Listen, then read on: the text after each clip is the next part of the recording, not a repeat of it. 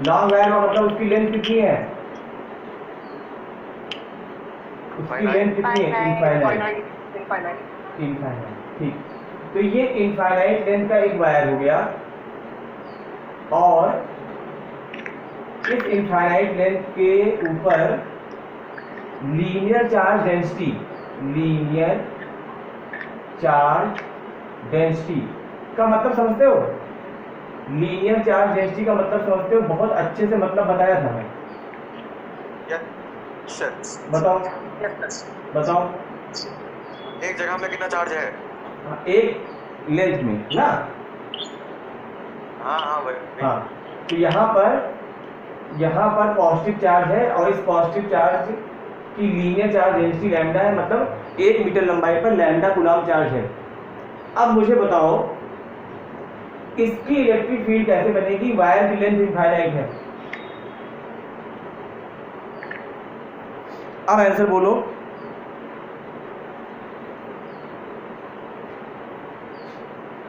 अब आंसर बोलो।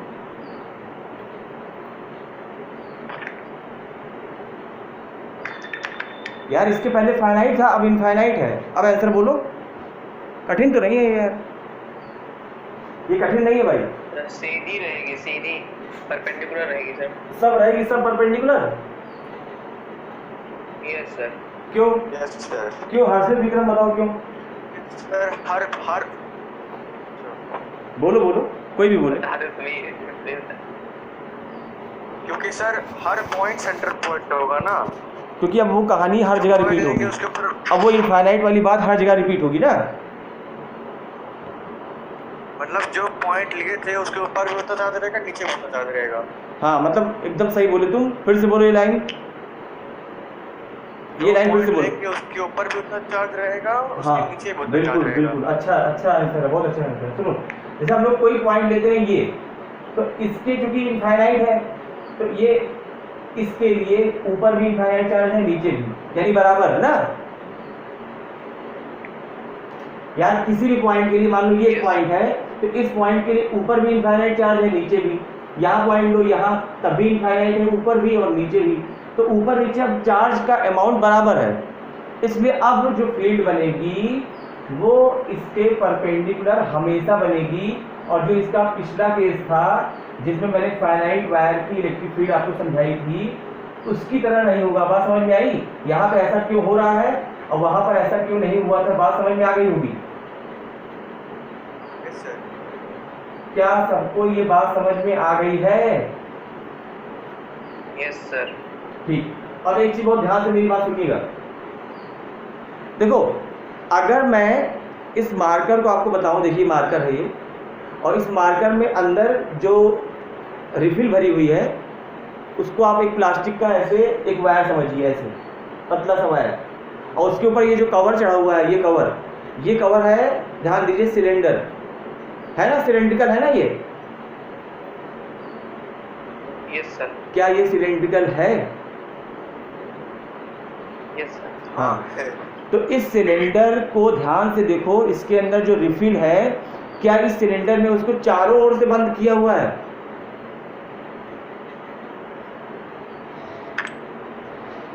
इस सिलेंडर जो प्लास्टिक का कवर है, वो इसके अंदर जो रिफिल भरी हुई है उसको चारों ओर से कवर किया हुआ है ना।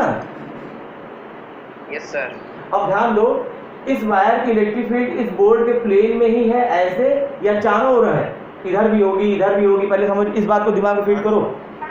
इस वायर की इलेक्ट्रिक फील्ड ये पॉजिटिव चार्ज है, मैंने यहाँ इलेक्ट्रिक फील्ड बताई, यहाँ बताई, ऐसे यहाँ भी बनेगी, चारों ओर बनेगी। बात समझ रहे हो कि नहीं? Yes sir. कितने लोग समझ रहे हैं ये बात? कितने लोग ये बात समझ रहे हैं कि इस, अगर ये वायर है, अगर मान लीजिए ये वायर है, इसके ऊपर चार्ज है, तो इसकी इलेक्ट्रिक फील्ड ऐसा नहीं होगा केवल इधर और इधर निकले, वो इधर भी जाएंगे इधर भी जाएंगे, चारों तरफ बनेगी। यानी यहाँ एक पॉइंट अगर ले तो इसकी फील्ड भी चारों तरफ बनेगी, उसके नीचे एक पॉइंट ले उसकी फील्ड भी चारों तरफ बनेगी, यानी हर तरफ बनेगी। बोलो सही बात। Yes sir. अब हमको लगाना है यार, देखो गॉस थ्योरम। अब सीधे अपनी कॉन्सेप्ट पर आओ, हमको लगाना है गॉस थ्योरम। मुझे बताओ गॉस थ्योरम कब लगती है? CD और क्लोज्ड सरफेस वीडियो ये सरफेस जब चारों ओर से बंद हो, ये यस सर जैसे मान लो मुझे एक वायर को चारों ओर से बंद करना है, कैसे बंद करोगे? सिलेंडर बना के सिलेंडर बनाएंगे, चारों ओर से बंद हो जाएगा। तो ये इसी हाँ इसी मार्कर की रिफिल हो गई ये, और इसके अंदर जो प्लास्टिक चढ़ी हुई है इसके चारों ओर का सिलेंडर हो गया। बात समझ में आई? यस सर यस सर तो अब मैं इसके चारों ओर एक सिलेंडर बनाने जा रहा हूँ ताकि ये जो चार्ज है वो चारों ओर से कवर हो जाए और ये इलेक्ट्रिक फील्ड लाइन भी चारों ओर से कवर हो जाए। बोलो, बात समझे?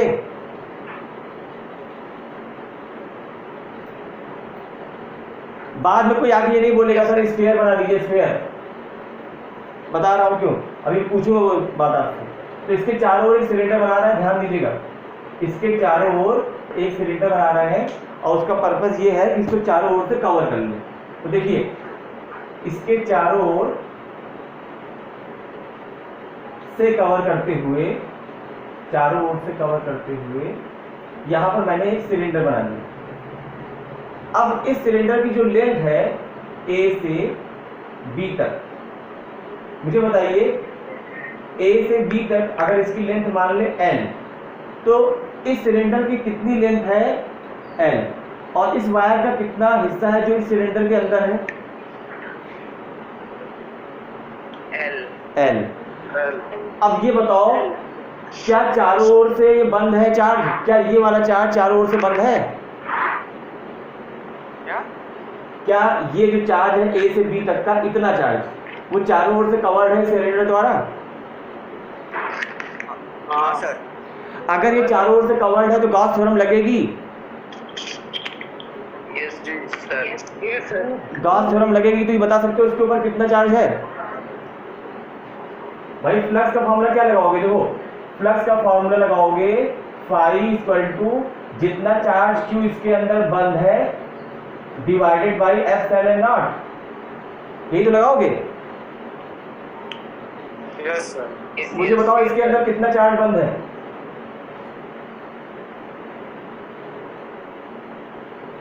एक दो तीन चार 1 2 3 4 मत गिन मलिक, लैम्डा से बताओ, लैम्डा से। ये कौन 1 2 3 4 बता रहा है? बेवकूफ है। ऐसे वायर ऐसे गैप करके चार्ज नहीं रहता है, आपको बताया ना, एक छोटी सी लेंथ पर इनफाइनाइट बहुत सारा चार्ज होता है। 1 2 3 4 गिनोगे तो अगले जन्म में बताओगे। 4πr²। हाँ देखो ज्यादा दिमाग मत लगाओ, 4πr²। ज्यादा दिमाग मत लगाओ, कम दिमाग लगाओ थोड़ा सा। ठीक lambda L lambda L, lambda L। यार बेवकूफ टाइप के हो, इतना अच्छा समझाए हैं। 1 मीटर लंबाई पे जो चार्ज है वो लैम्डा है, 2 मीटर पे 2 लैम्डा, L मीटर पर L लैम्डा, खत्म हो गई बात। हमेशा हंसी मजाक के मूड में ही रहते हो तुम लोग, सर बेवकूफ की बात नहीं समझते। अगर 1 मीटर पर लैम्डा चार्ज है और ये L मीटर है, पहले बताया इसके अंदर, तो L लंबाई पर L लैम्डा होगा। इसमें क्या कठिन बात पूछी मैंने? फाई इक्वल टू L हंसा दी। Phi equal to L lambda by epsilon not. ये आ गया इसका फ्लक्स गॉस थ्योरम से। हाँ या ना? यस हाँ सर सर ठीक। अब एक चीज ध्यान देना, ये इलेक्ट्रिक फील्ड लाइन जो इधर जा रही है ये वाली और ये वाली, और ये जो मैंने सर्किल बनाया हुआ है ऐसे, ये आप ये समझ रहे हैं ना कि सिलेंडर 3D स्ट्रक्चर है, ये सर्किल ऐसे नहीं है, ये सर्किल ऐसे है, देखो ऐसे। ये बात समझ में आ रही है? यस सर और इस सर्किल को ये इलेक्ट्रिक फील्ड लाइन टच करके जा रही है। यस सर तो अगर किसी इलेक्ट्रिक फील्ड लाइन का किसी सरफेस से ऐसे पास होना होता है कि वो उसको टच करके जाए, तो कितना फ्लक्स होता है? जीरो। तो इस वाले कर्व सरफेस से कितना फ्लक्स आया? इस कर्व सरफेस से कितना फ्लक्स आया? 0। कारण क्योंकि इलेक्ट्रिक फील्ड लाइंस सरफेस को टच करते हुए जा रही हैं। हाँ या ना? यस सर हाँ सर इस वाले सरफेस से कितना फ्लक्स आएगा? इस वाले से से भी जीरो। इससे भी जीरो, क्योंकि इसको भी इलेक्ट्रिक फील्ड लाइन टच करते जाएंगी, क्योंकि ऐसे होगा सरफेस ऐसे, और इलेक्ट्रिक फील्ड लाइन ऐसे जाएगी ऐसे। बोलो हाँ या ना।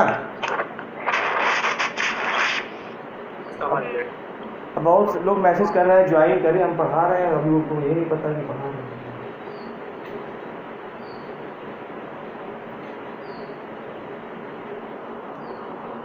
इस सरफेस से कितना प्लस आया? 0 हाँ, 0 और इस वाले से, 0 इस वाले से 2 जीरो। 0 अब ये बताओ, इस जीरो फ्लक्स को समझाने का कोई और तरीका है? फॉर्मूले से, फॉर्मूले से। हाँ सर। ध्यान से सुनना, अगर मैं इस एरिया का एरिया वेक्टर यहाँ से लिखूंगा तो उसकी डायरेक्शन सरफेस के परपेंडिकुलर नीचे की ओर आएगी। बोलो सही बात। और इलेक्ट्रिक फील्ड लाइन इधर जा रही है इधर, तो इलेक्ट्रिक फील्ड लाइन और एरिया वेक्टर, जैसे इस सिलेंडर को मैं यहाँ से देखूँ तो इसका एरिया वेक्टर ये वाला, यही वाला सर्किल ये है, ये वाला सर्किल ये है, ये वाला। तो अगर मैं इसको यहाँ से देखूँ तो इसका एरिया वेक्टर नीचे आएगा और इलेक्ट्रिक फील्ड लाइन ऐसे जा रही है, तो उसके बीच में एंगल कितना बनेगा? 90 डिग्री। और ऐसे यहाँ पर देखो, एरिया वेक्टर इधर आएगा और इस एरिया वेक्टर का इलेक्ट्रिक फील्ड से एंगल आएगा 90 डिग्री। तो अगर तुम फ्लक्स वाला फार्मूला भी लगा लो तो E D A cos theta में, E D A cos theta में कॉस 90 है, तो फ्लक्स कितना आएगा? जीरो आएगा। तो चाहे तुम एग्जाम में E D A cos theta से लिखो तब भी जीरो आएगा, और अगर तुम उसको प्रैक्टिकली समझा सको कि टेस्ट करते जा रहा है फ्लक्स जीरो होगा तब भी जीरो आएगा। ये बात समझ में आई? अब सुनो, मान लो यहाँ पर एक एरिया वेक्टर है डी ए, कितना? डी ए, और इसकी इलेक्ट्रिक फील्ड इधर है। तो क्या इलेक्ट्रिक फील्ड अगर यहाँ पर ई है और ये डिस्टेंस मान लीजिए आर है, तो आर दूरी पर यहाँ भी इलेक्ट्रिक फील्ड ई होगी। ध्यान दो, सभी पॉइंट की दूरी यहाँ से बराबर होगी, हाँ या ना? और वैसे ही आर इधर भी है, तो आर दूरी पर होने की वजह से, मतलब दूरी बराबर होने की वजह से जो इलेक्ट्रिक फील्ड आएगी, अगर ये डिस्टेंस आर है, जो कि आर इसकी रेडियस है, आप बात समझिए ना भैया, आर इसकी रेडियस है ना, तो जो इलेक्ट्रिक फील्ड होगी और एरिया वेक्टर यहाँ पर होगा, उसके बीच में एंगल थीटा कितना आएगा? जीरो। और ऐसे आप यहाँ देखेंगे तो उतनी इलेक्ट्रिक फील्ड इधर आएगी और उसका जो थीटा फिर से जीरो आएगा, क्योंकि एरिया वेक्टर भी इधर ही आएगा। तो एरिया वेक्टर और इलेक्ट्रिक फील्ड के बीच का एंगल इधर भी जीरो आएगा, इधर भी जीरो आएगा। बोलो, ये बात समझ में आई?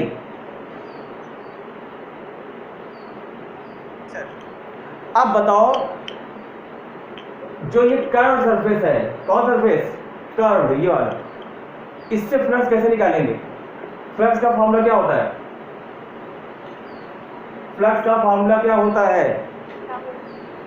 ये cos theta, D cos theta, integration of, अब ध्यान से सुनना, फ्लक्स फ्रॉम कर्व सरफेस। कौन सरफेस? कर्व सरफेस, ये वाला तो चारों ओर है।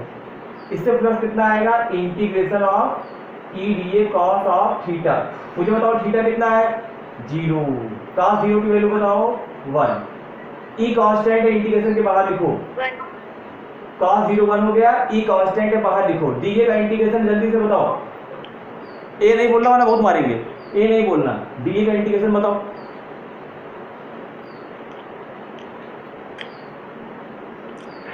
सिलेंडर का कर्व सरफेस एरिया 2 पाई आर एच होता है, जिसमें एल होगा, एकदम सही बोले, तो इसका आंसर होगा E इंटू 2 पाई आर एल। कितना कितना?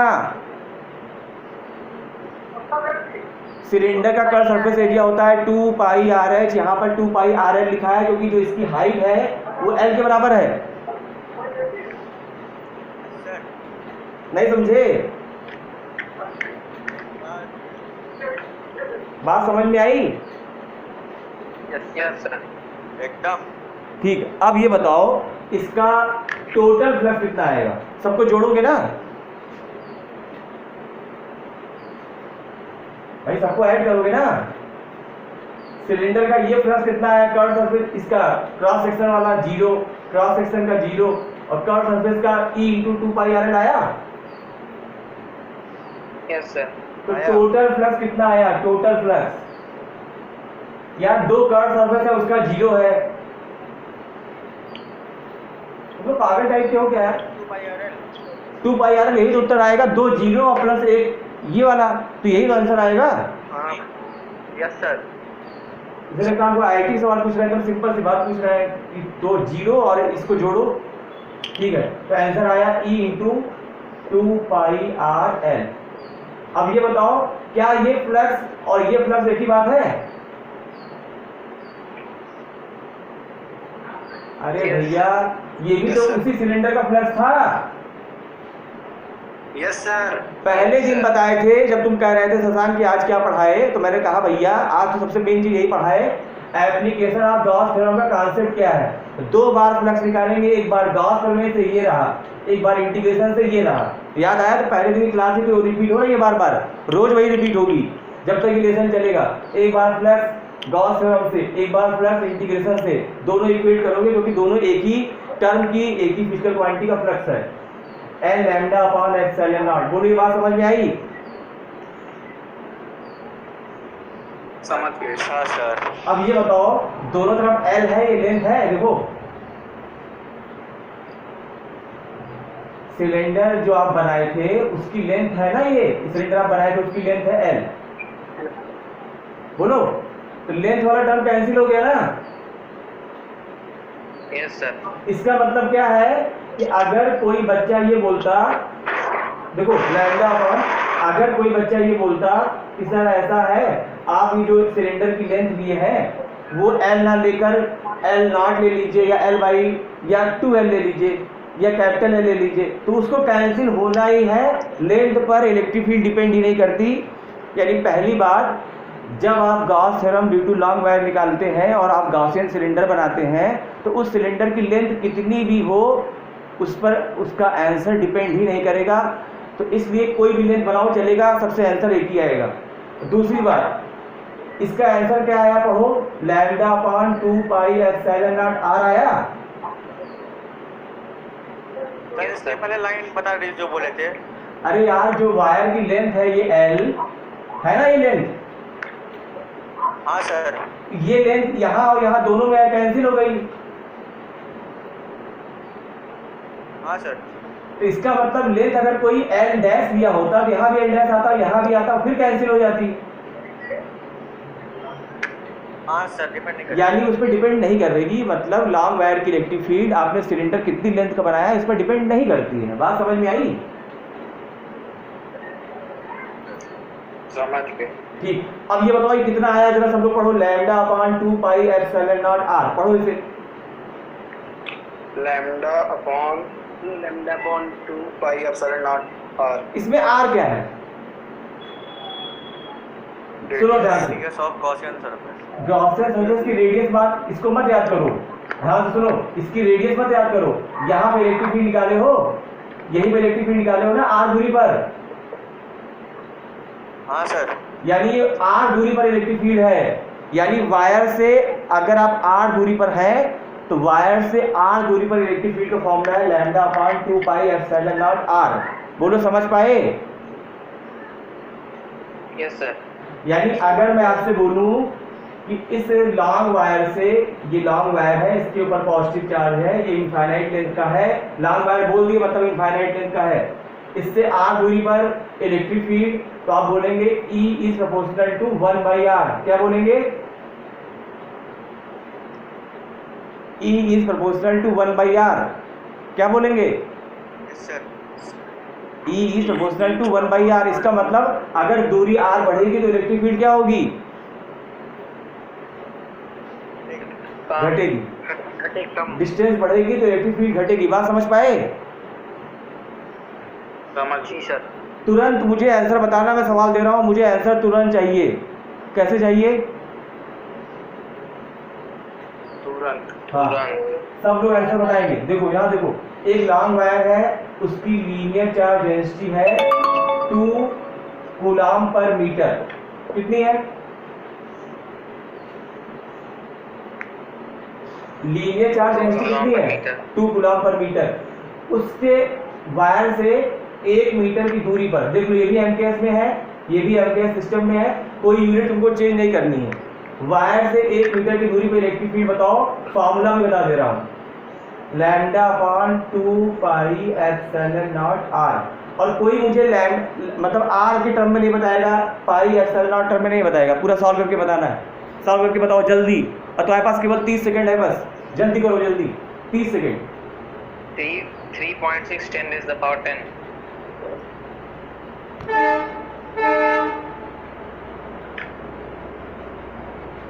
सुनिए सर, ये कौन बताया? हर्षित। और कोई? अनुराग तुम बताओ।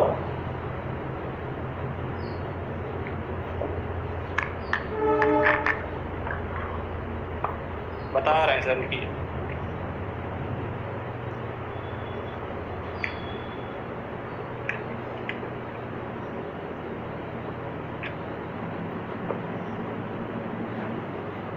सॉल्व करोगे तुम लोग 1 घंटे तक।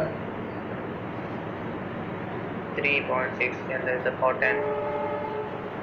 स्मार्ट नहीं हो तुम लोग, बस तुम लोग टाइम पास वाला पढ़ाई करते हो। यहाँ देखो, सुनो, ये बताओ 1/4 पाई एप्सिलॉन नॉट, इसकी वैल्यू जानते हो ना? Yes sir. कुछ दिमाग में बिजली कौन थी? जी सर। अरे इसको 1/4 बना ले मलिच। यहाँ देखो, E यहाँ पर 2 से मल्टीप्लाई कर लो, और यहाँ मल्टीप्लाई होगा, 4 हो गया ना। 1/4 पाई एप्सिलॉन नॉट ये अलग हो गया, और 2 λ/r, इसकी वैल्यू जानते हो 9 × 10⁹। लैम्डा की वैल्यू मैंने 2 दी है, 2 × 2 4, R1 दिया है, 4 9 36, यानी 3.6 × 10⁻10। यही मैं चेक कर रहा था, कोई बच्चा, मैं सही बताया था तुम, हर्षित तुम सही बताया था, मैं यही चेक कर रहा था कि कोई बच्चा ऐसे लगाता है कि नहीं। इसको आप जान रहे तुम लोग क्या कर रहे होगे, यहाँ 22/7 या 3.14, और यहाँ 8.85 × 10⁻12 लिख रहे होंगे। ये तो प्रॉब्लम है।